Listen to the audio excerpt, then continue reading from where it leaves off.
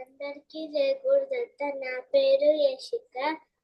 నేను 4th class లో చదువుతున్నాను. మా అమ్మ పేరు అరుణ, మా నాన్న పేరు రవికుమార్, మా అన్నయ్య పేరు సాయి మానస్. నేను ఇవాళ మాడ్యూల్ 2 చెప్పబోతున్నాను.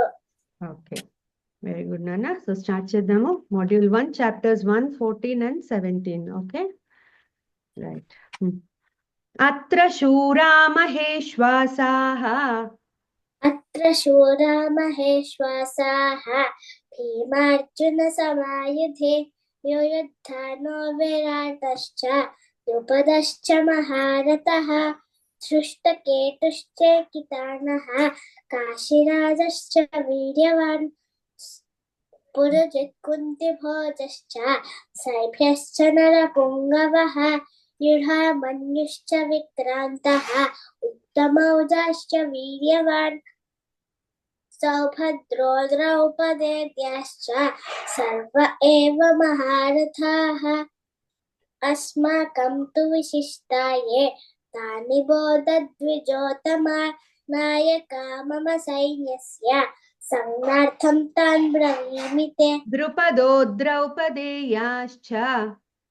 द्रुपदो द्रौपदेद्याश्च सर्वशः पृथिवीपते सौभद्रश्च महाबाहुः शङ्खां दद्मुः पृथक् पृथक् सघोषो धार्तराष्ट्राणां हृदयानि व्यधारयत् नभश्च पृथिवीं चैव तुमुलो व्यननादयन् अथ व्यवस्थितान् दृष्ट्वा धार्तराष्ट्रान् कपिध्वजः प्रवृत्ते शस्त्रसम्पाते धनुरुद्यम्य पाण्डवाः ऋषिकेशं तदा वाक्यम् इदमाह महीपते। अर्जुन उवाच सेनयोरुभयोर्मध्ये रथं स्थापयमेच्युत यावदेतान्निरीक्षेऽहं योद्धुकामानवस्थितान् कैर्मया सह योद्धव्यम् अस्मिन् रणसमुद्यमे योत्स्यमानानवेक्षेऽहं य एतेऽत्र समागताः धार्तराष्ट्रस्य दुर्बुद्धेः युद्धे प्रियचिकीर्षवः। संजय उवाच एवमुक्तो हृषीकेशः गुडाकेशेन भारत सेनयोरुभयोर्मध्ये स्थापयित्वा रथोत्तमम् यद्यप्येतेन पश्यन्ति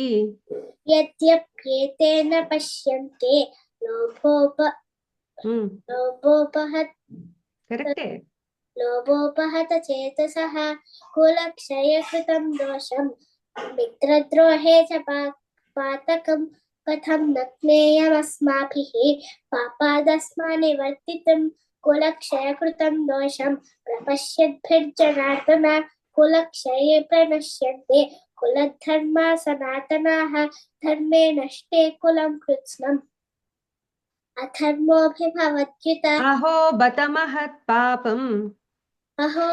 महत्पापम् कर्तुं व्यवसिता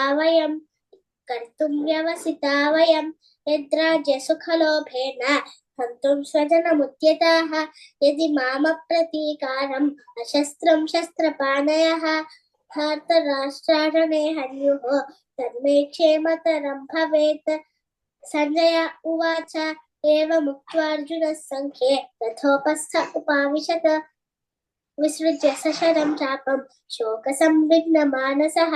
ॐ तत्सदिति श्रीमद्भगवद्गीतासु उपनिषत्सु ब्रह्मविद्यायां योगशास्त्रे श्रीकृष्णार्जुनसंवादे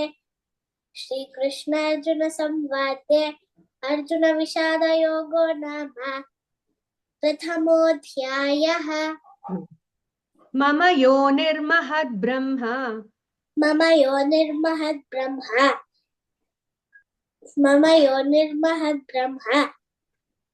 तस्मिन् गर्भं दधाम्यहं सम्भवः सर्वभूतानां ततो भवति भारत सर्वयोनिषु कौन्तेय भूतयः सम्भवन्ति याः तासां ब्रह्म महद्योनिः अहं बीजप्रदः पिता सत्त्वं रजस्तम इति गुणाः प्रकृतिसम्भवाः निबध्नन्ति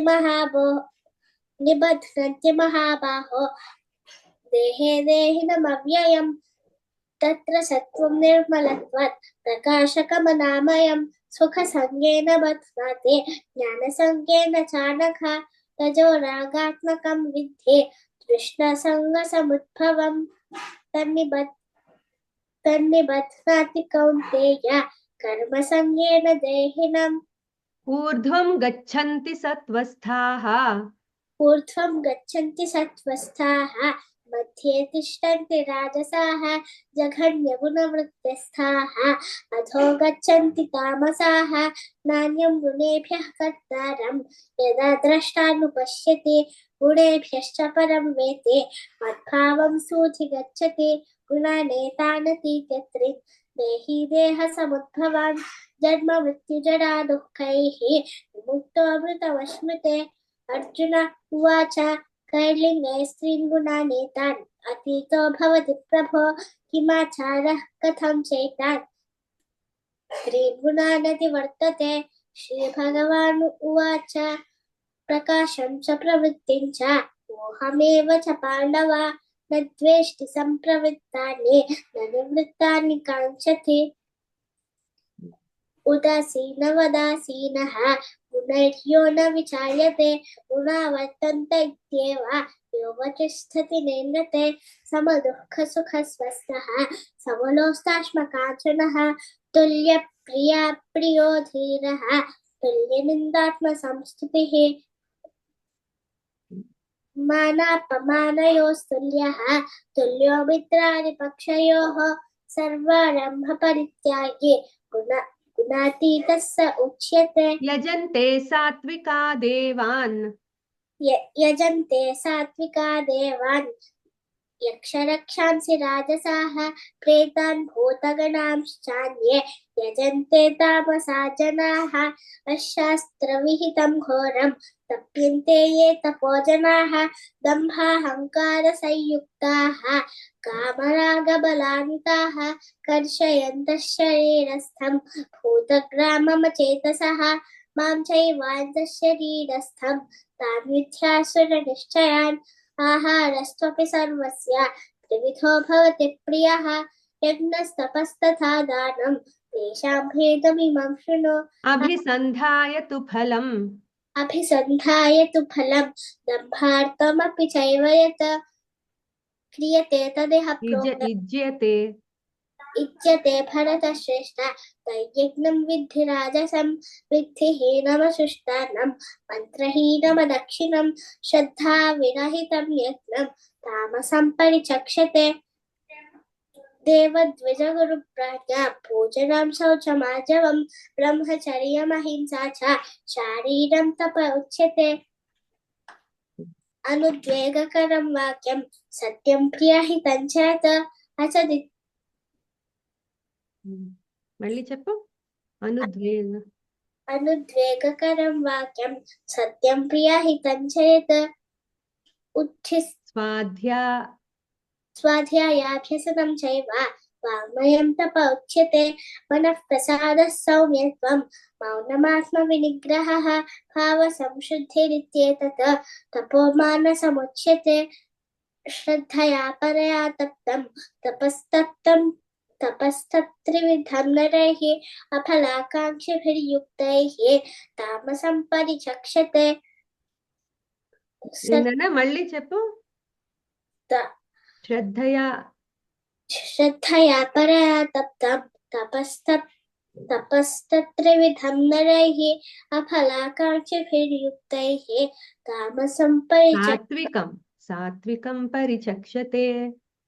सात्विकं परिचक्षते तत्कारमाणपूजार्थं तपोदम्भेन चैव यत् क्रियते तदिह प्रोक्तं राजसंचलमध्रुवं मूढग्राहेणात्मनो यत् पीडया क्रियते तपः परस्योत्सादनार्थं वा तत्तामसमुदाहृतम् तद्भावे साधुभावे च सद्भावे साधुभावे च सदित्येतत् प्रयुज्यते प्रशस्ते कर्मणि तथा सच्चब्दः पार्थयुज्यते यज्ञे तपसि दाने च स्थितिः सदिति चोच्यते कर्म चैव तदर्थीयं सदित्येवाभिधीयते अश्रद्धया हुतं दत्तं तपस्तप्तं कृतं चेत् असदित्युच्यते पार्थ न च तत्प्रेत्य नो इह ओम तत्सदिति श्रीमद्भगवद्गीतासु उपनिषत्सु ब्रह्मविद्यायां योगशास्त्रे श्रीकृष्णार्जुन संवादे गुणत्रय श्रद्धात्रय विभागयोगो नाम सप्तदशोऽध्यायः వెరీ గుడ్ నాన్న, చాలా బాగా చెప్పావు. రెండు చిన్న మిస్టేక్స్ ఉన్నాయి. రెండు చోట్ల కన్ఫ్యూజ్ అయ్యావు. నీకు అర్థమైంది కదా. విద్యతే భరత శ్రేష్ఠ కి క్రియతే తదిహ ప్రోక్తం, అది కేర్ఫుల్ గా ఉండు. సో రెండు ఏంటంటే 19th శ్లోక చెప్పమ్మా. ఫస్ట్ చాప్టర్ లో సఘోషోధార్త రాష్ట్రాణం సఘోషోధార్తరాష్ట్రాణం హృదయాని వ్యదారయత నభశ్చ పృథివీం చైవ. అక్కడ దీర్ఘం ఉంది వీకి. ఓకే, అది ఇందాక కూడా మిస్ చేసావు, అదొకటి కరెక్షన్. నెక్స్ట్ 20th శ్లోకాల్లో కూడా చెప్పు. అథ వ్యవస్థితాన్ దృష్ట్వా ధార్తరాష్ట్రాన్ కపిధ్వజః ప్రవృత్తే శస్త్ర సంపాతే ధనురుద్యమ్య పాండవః. దీర్ఘం లేదు. ఓకే, ఈ రెండు కరెక్షన్స్ ఉన్నాయి, మిగతా అంతా బాగుంది. వెరీ గుడ్, చాలా బాగా చెప్పావు. ఓకే, కీప్ ఇట్ అప్ నాన్న. ఆల్ ద వెరీ బెస్ట్. ఓకే, సరే నాన్న, బాయ్.